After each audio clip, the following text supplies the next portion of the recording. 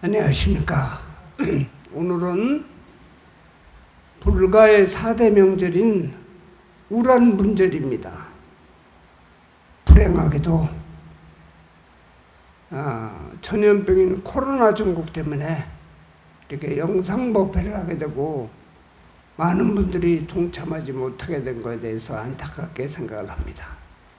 오늘 백중법문의 제목은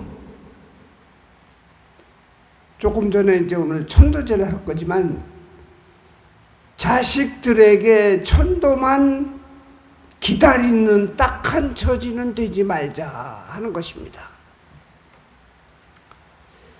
그리고 오늘 이 백중법문을 가만히 듣게 되면은 여러분들께서 많은 걸 알게 됩니다. 우리에게는 우란분절보다는 백중으로 많이 알려져 있는데 세시풍속에서는 100가지의 과일을 차려놓고 잔치를 하고 요즘으로 말할 것 같았으면 노동자들의 근로자의 날과 같이 힘들고 어려운 일하는 사람들의 일손을 놓고 호미를 씻는다고 그래갖고 호미 시시날이라고도 합니다. 그런데 이 백중이 불가에서는 불교를 이해하는 최상의 드라마의 사연이 있는다입니다. 그렇기 때문에 백중만 잘 이해한다면은 불교 공부에 100점 맞을 수 있는 것입니다. 백중만 잘 이해한다면. 이 백중은 목련존자의 구모 이야기랍니다. 구모, 어머니를 구하는 이야기로서 경전 목련경에 나오는 내용입니다. 근데 왜 100점짜리냐?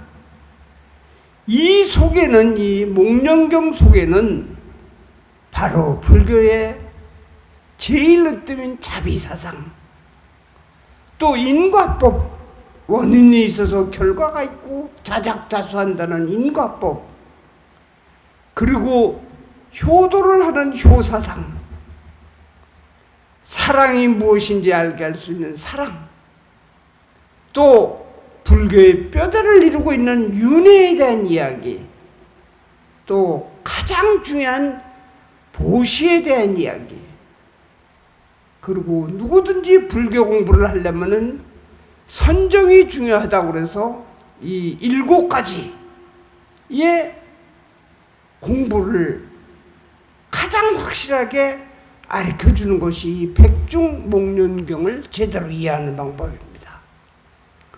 예를 들어서 불교를 좀 안다고 하는 사람은 다 아는 이야기지만 우린 백중되면 무슨 얘기만 많이 알고 있느냐?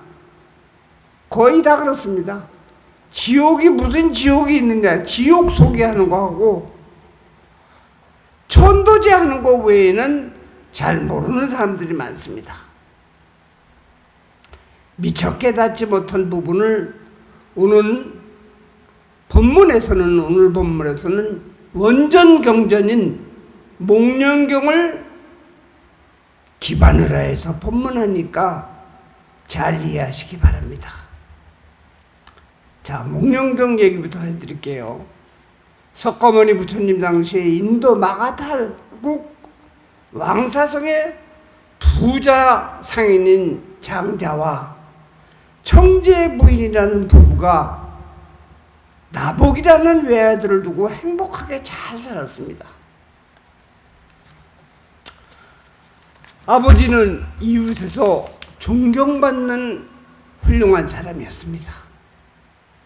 어느 날 이 아버지가 병으로 급사를 하게 됐습니다.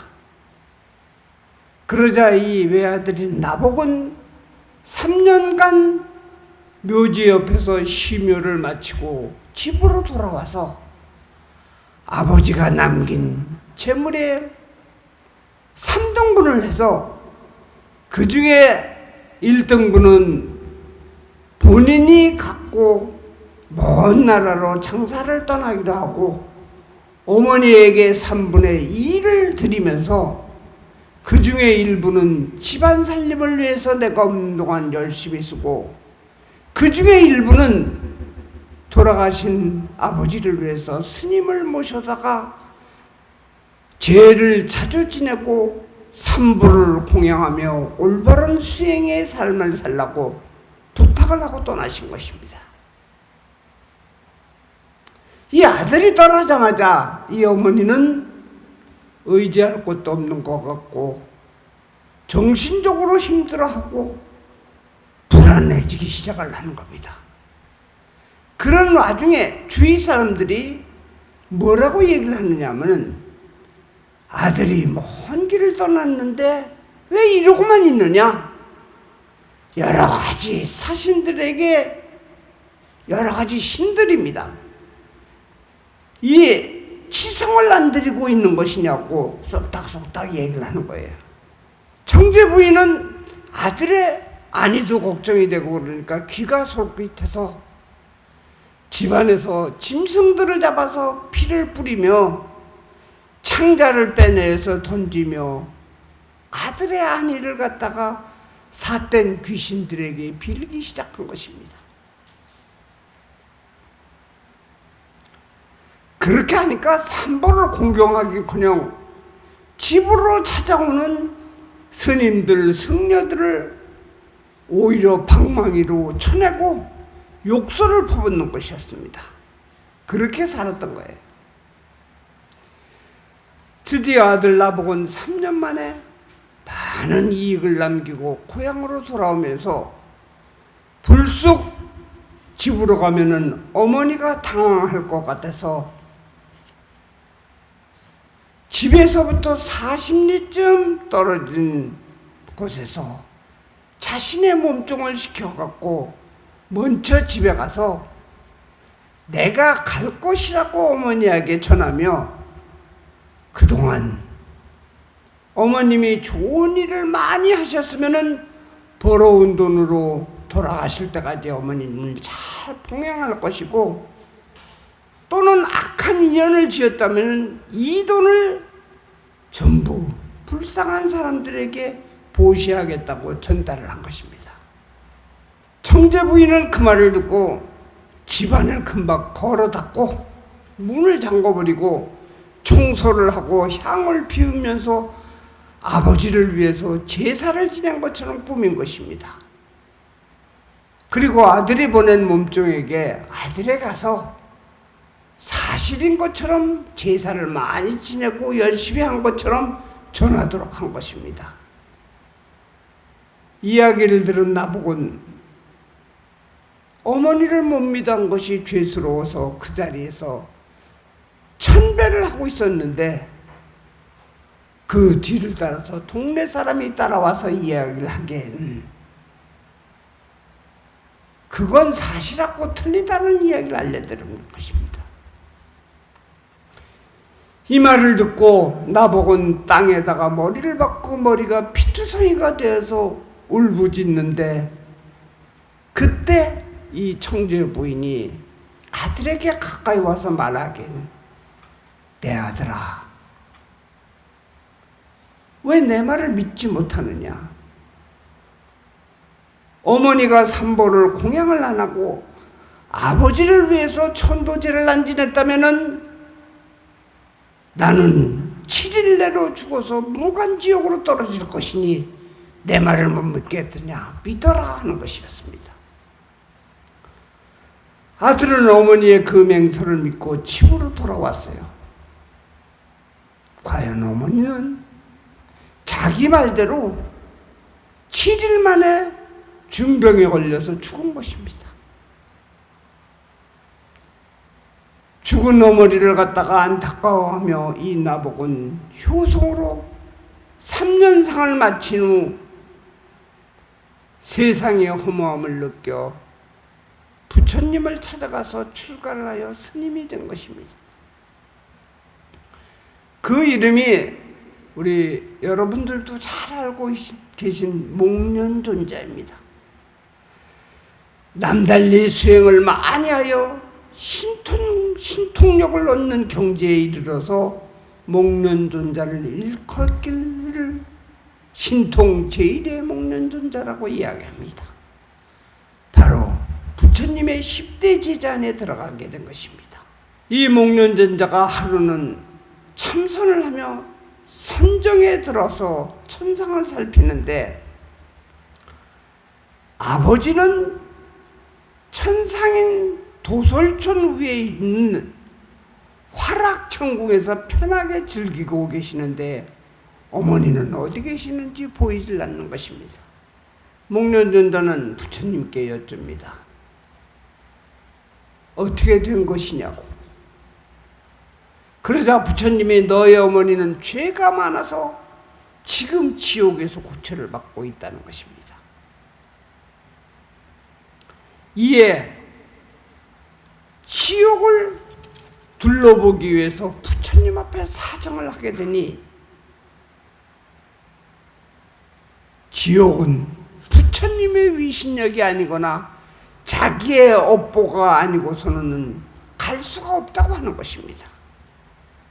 이렇게 이야기하면서 부처님이 특별히 12고리가 달린 돌로 된 큰 석장, 지팡이를 주면서 지옥으로 가도록 한 것입니다. 목련은 드디어 지옥문 앞에 가서 석장을 쾅쾅쾅 3번 두들기니 옥졸이 나와서 어떻게 왔는지를 묻는 것입니다. 부처님의 허락을 받고 어머니를 구하려고 왔다고 하니까, 그러면 어머니 이름이 무엇이냐 묻습니다. 어머니 이름이 청제의 부인이라고 하니 옥졸은 잠시만 기다리라고 한 다음에 죄인 가운데 한 명을 갖다가 쇠창으로 찔러서 들고 나오는데 바로 어머니인 것입니다. 온몸의 불에 홀홀 타고 있으며 고통스러워하는 것입니다. 이것이 바로 무간지옥입니다. 저의 어머니를 구해달라고 옥졸에게 목련존자가 간청하니 옥졸은 나로서는 어쩔 수가 없다. 부처님께 물어보아라고 얘기하는 것입니다. 이에 목련존자는 다시 부처님께 간청하니 이렇게 이야기를 합니다. 너의 효성이 지극하니 내가 너의 어머니를 구하리라 하고 지옥을 다 깨부셔갖고 전부 구한 것입니다. 그때 그 지옥에 있는 다른 중생들도 전부 천상이나 인간으로 보내진 것입니다. 그런데 목련의 어머니가 보이질 않는 겁니다. 다시 부처님께 물어보니 네 어머니는 죄가 너무 무거워서 무간지옥과 아비지옥, 화탕지옥으로 나왔으나 그것도 모자라서 아직 업이 남아있어서 흑암지옥으로 옮겼느니라.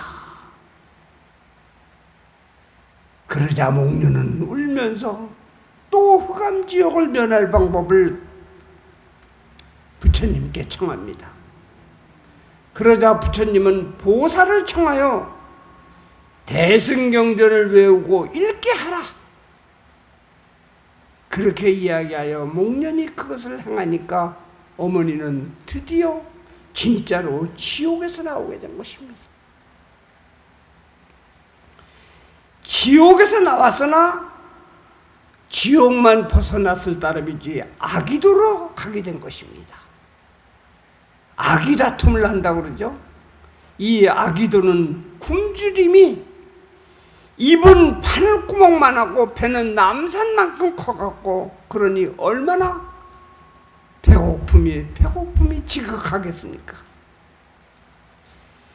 이에 다시 목련존자는 부처님께 청하니 49대의 등을 키고 산 목숨을 놓아주는 방생을 하게 하여라. 그 이야기를 듣고 그렇게 실행을 했더니 이번에는 아귀에서 벗어나 왕사성의 어느 집에 백국 하얀 개로 태어난 것입니다. 목련이 찾아가니 개가 꼬리를 흔들면서 좋다고 주변을 맴도는 것입니다. 목련은 다심통의 능력으로 개에게 물어봅니다. 어머니, 개의 몸을 받으니까 어떻습니까? 그러자 지옥에 있을 때나 아기도에 있을 때보다도 수억만 년의 개의 몸을 받는 한이 있더라도 지옥보다 아기보다는 몇 억만 배나 나으니 지옥은 말만 들어도 몸소리가 친다고 하는 것입니다. 목련 준다는 부처님께 마지막으로 개의 몸을 구할 방법을 물어봅니다. 바로 그것이 오늘 음력 7월 보름날 백중날 스님들이 수행을 마치는 항고 해제날 무려 1200명의 스님을 모셔다가 경전을 읽고 음식과 생필품을 보시하고 그 외의 모든 사람에게도 죄를 베풀어 어려운 이웃을 돕는다면 개의 몸을 벗고 아버지와 함께 화락천궁에 나게 되었다 라고 이야기합니다. 이것이 목련경에 대한 이야기입니다. 불자 여러분, 시청자 여러분, 여기에 나오는 화락천궁은 쉽게 설명하면은 인간세에 우리가 사는 거에 800살이 이 화락천궁에 하룻밤 자는 거와 똑같다고 봅니다. 그리고 화락천국에서 사는 중생들은 무려 수명이 8000세라고 합니다. 그러니 항상 즐거움이 지속되는 것입니다. 또한 그날 공덕을 짓고 천도제를 한 힘으로 일반 중생들도 지옥 중생이 아니라 살아있는 사바세계의 중생들도 7대 조상까지 왕생극락했다고 합니다. 그러니 백중날 백중회양제가 얼마나 중요하다는 것을 여러분은 알게 될 것입니다. 이것이 목련경의 간편한 내용입니다. 근데 이 간단한 내용 속에 수십 년, 50년, 70년 이상 댕긴 불교 교리가 다 들어가 있는 거예요. 앞에서 얘기하는 어떠한 교리 공부를 하는 것보다도 이것이 불교의 대표 사상인 것입니다. 앞에서 얘기한 7가지를 이제부터 하나하나씩 설명을 드리겠습니다. 자비사상입니다. 불교는 자비사상의 으뜸입니다.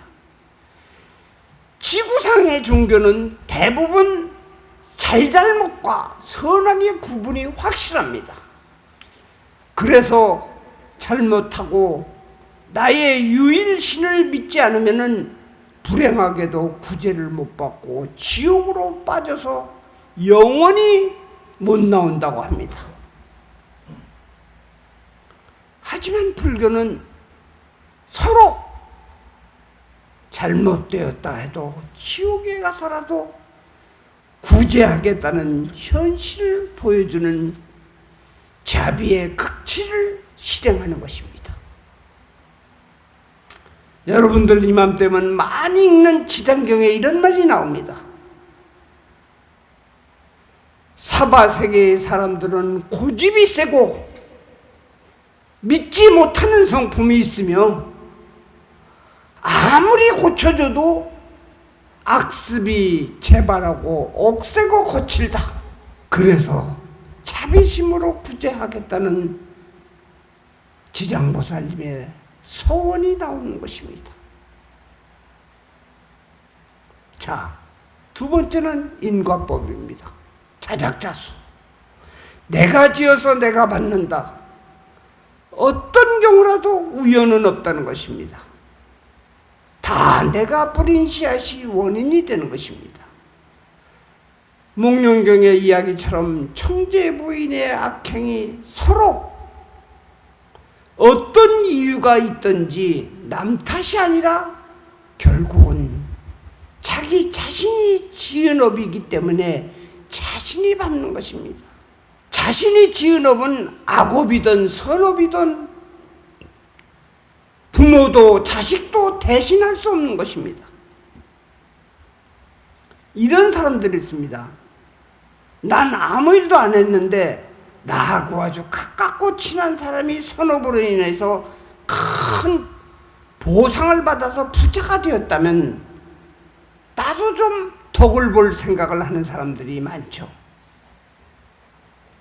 저는 그런 사람들에게 그렇게 얘기합니다. 그렇게 가까웠던 사람이 잘못해서 감옥에 간다고 해서 자기가 5년 살고 대신 가서 1년 살아주는 사람은 못 봤습니다.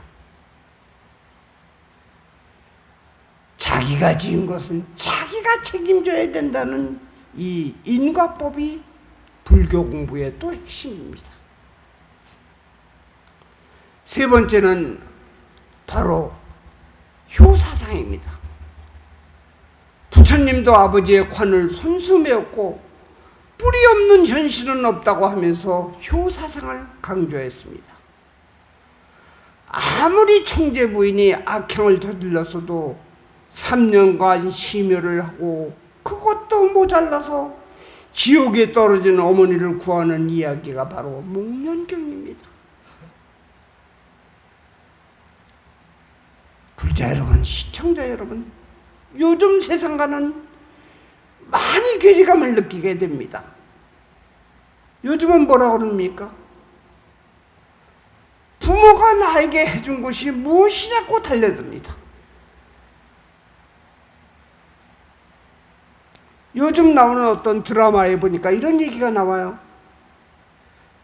자식이 부모를 선택한 것이 아니라 부모가 좋자고 나를 선택했으니 책임지라는 세태인 것이에요. 그러니 대우받으려면은 없는 재산도 있는 척해야 하는 참으로 이상한 세상으로 변하고 있습니다. 그런데 여러분들이 있는 척할 재산조차도 아무것도 없다고 생각한다면은 한 가지 방법이 있죠. 불교를 잘 믿게, 불교를 잘 이해하도록 가르치면 굳이 있는 척 안 해도 됩니다. 네 번째는 사랑입니다. 사랑은 불교가 아니고 다른 종교에만 있는 것이 아닙니다. 청제 부인이 자신의 안위를 위해서 피를 뿌리고 사악한 행위를 하고 스님을 내쫓으며 했을까요? 결코 아닙니다. 절대로 아닙니다. 청제 부인은 아들의 안위를 걱정하다 보니 무슨 짓인들 못하겠습니까? 나의 자식을 위해서는 이 자식이 잘되고 좀 나아진다고 그러고 돌아선다는데 무슨 짓을 못하겠습니까? 경전보적경에 이런 이야기가 있습니다. 아버지와 아들이 사는 부자 가정에 있었습니다. 아들은 신심도 강하고 불교를 신봉하는 사람이었습니다. 그런데도 불행하게도 이 아들이 몸이 몹시 약했습니다.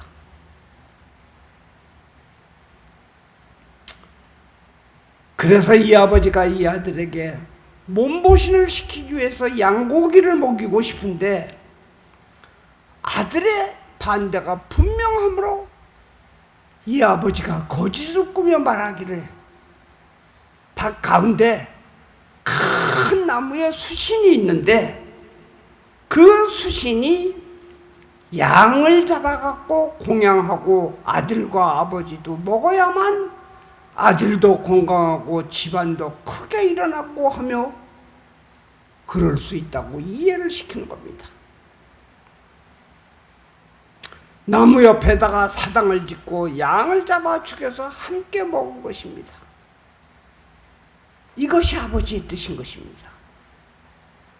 그런데 며칠이 안 돼갖고 아버지가 죽은 것입니다. 죽고 난 뒤에 아버지는 거짓과 살상한 과보로 죽상으로 떨어져갖고 바로 양이 된 것입니다. 다음에 아버지의 제삿날이 되자 아버지의 뜻에 따라 양을 잡아 제사를 지내려고 하는데 하필이면 그 부친이 변한 죽생으로 변한 양이 돼서 선택이 된 것입니다. 한사코 묵히지 않고 땅에 엎드려서 저항을 하고 양이 저항을 하고 있는데 집에 나한이 한 분이 와서 말씀을 해드리는 겁니다. 이 양이 아버지인 것이다. 아들은 당장 사당을 허물고 악을 끊고 선을 행했다고 합니다. 이것도 결국은 아버지의 그릇된 사랑 때문입니다. 그래서 불교에서는 이런 얘기를 합니다. 사랑하되 좋아하되 탐닉하지 않고 나를 희생하고 정의를 따르라고 가르치고 있습니다.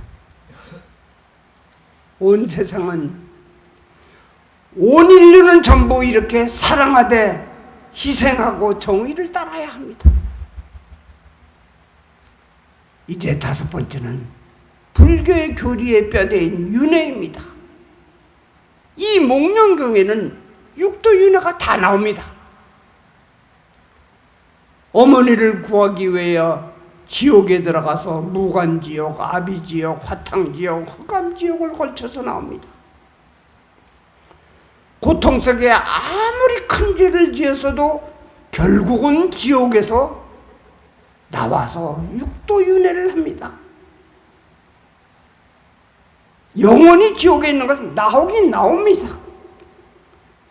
그것을 밝혀주는 것입니다. 다만 무간지옥은 이렇게 이해하시면 여러분이 됩니다.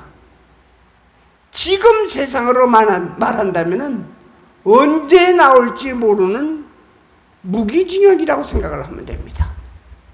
목련경에 나오듯이 잘만 하면 중간에 사면도 받을 수 있는 거예요. 아비지옥은 팔렬지옥의 하나로 지옥 가운데 가장 고통이 심한 지옥 중에 지옥, 제일 밑에 있는 지옥이고, 화탕지옥은 불길이 활활 타는 지옥, 흑암지옥은 어둠이 가득한 곳에서 자기가 그동안 거짓말을 하고 살았던 것을 처벌받는 곳입니다. 바로 우란분절이라는 것도 한문으로는 도연이라고 그래갖고 거꾸로 매달려서 고통을 받는 것을 우란분이라고 하는 것입니다. 여기서도 지옥을 벗어나서 아기도로 갑니다. 그것도 모자라서 나무노보로 축생도의 한계로 갑니다. 육도윤회 중에 사막도인 지옥아기 축생을 갖다가 다 걸치는 것입니다. 이를 구하기 위한 것이 바로 우란분절인 것입니다. 자, 삼손도가 나오기 시작합니다. 드디어 어머니를 다시 화락천궁인 천상으로 태어나게 하는데, 이미 그렇게 하기에까진 목련경 속에서는 육도 중에 인간으로 자신을 다스리지 못하고 오계를 못 지킨 청제 부인의 이야기가 함축되어 있습니다. 여러분들, 아수라가 빠졌죠? 아수라는 청제 부인이 그런 죄인을 질 수 있도록 주변에서 거짓과 핑계, 각종 미신의 이야기로서 한꺼번에 많이 목련경에 나와 있습니다. 누가 육도윤회는 번듯하고 멋있어 보이고 공부 많이 하고 오래된 스님들이 이런 얘기를 많이 합니다. 육도윤회는 마음속에 있다고. 육도윤회는 너희 마음속에 있는 거다. 불교는 마음 공부이기 때문에 이에 준하여 가르치지만 불자 여러분들, 마음이 깊어지면은 곧 현실로 나타나는 것입니다. 불교 공부 많이 하면 우리가 유식경이라는 것이 있습니다. 그럼 어디다 맞춰야 될 것이에요? 육도윤회는 전부 마음에서 왔다. 아닙니다. 유식경에서 마음이 깊어지면 현실로 나타나면 우리가 잘 알아야 한다는 것입니다. 윤회를 반드시 마음으로만 돌려서는 다시 한 번 더 공부해 주시기를 바랍니다. 여섯 번째는 바로 우리가 살아가는 중에서 그거 이상 없다는 것이 보시 이야기가 해결점입니다. 이미 저질러진 엄청난 죄보를 벗어날 길은 부처님은 보시로 업보를 닦는 방편을 알려주실 것입니다. 보시는 나를 만족시키기 위한 보시여서는 안 됩니다. 많은 사람들이 내가 보시를 하고 나니까 마음도 가볍고 너무 기쁘고 참 마음도 뿌듯하고 좋다고 얘기를 하는데 그래서만은 안 되는 것입니다. 이 보시라는 것의 진정한 의미는 나와 배려와 희생으로 나를 편케 하는 보시는 오히려 독이 되고 내가 양보하고 희생될 수 있는 보시여야만 됩니다. 그것이 바로 무주상 보시예요. 저는 그렇게 얘기합니다. 내가 가장 갖고 싶고 가장 아깝고 가장 좋아하는 것을 주는 것이 진정한 보시입니다. 부처님이 목련에게 제시한 것은 전부 보시입니다. 법을 들려주시는 것, 많은 스님들을 불러와서 경전을 읽게 하는 것도 법을 들려주시는 것입니다. 법보시하는 것입니다. 또 49개의 등을 밝히라고 얘기한 것도 이거는 무예시입니다.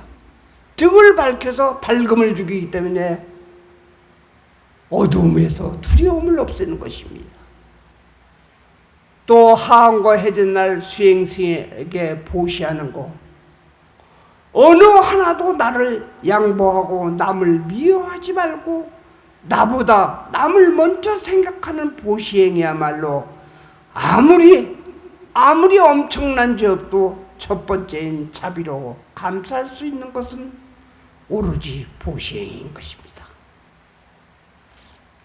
제보시, 제물로 보시하는 것이 백중날 수행승과 어려운 이웃에게 하는 보시, 경전으로 읽게 하는 것이 법보시, 48개의 등을 켜서 어둠을 밝혀 두려움을 없애주는 것이 무예시.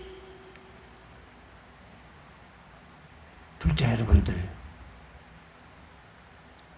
여러 시청자 여러분들, 백중날을 맞아 꼭 제가 부탁을 드립니다. 우리가 죽어서 악도에 떨어져서 자식들에게 천도 공덕을 기다리는 처지가 되지 않아야 되겠습니다. 자식에게 공드리는 것보다도 스스로 손업을 부지런히 닦아야 합니다. 우리는 이토록 힘든 코로나 전국에서도 천도제를 올리지만 과연 우리 자식은 그럴까요?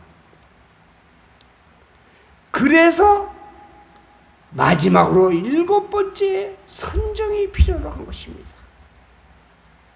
7번째는 선정입니다. 목련존자가 충분한 수행을 하여 신통 제일의 법력을 가졌다 하더라도 선정의 기본은 자신을 돌아보는 것이 우선입니다. 아무리 선바에서 선을 많이 닦았다 하더라도 나를 돌아보지 않았다면 잘못된 것입니다.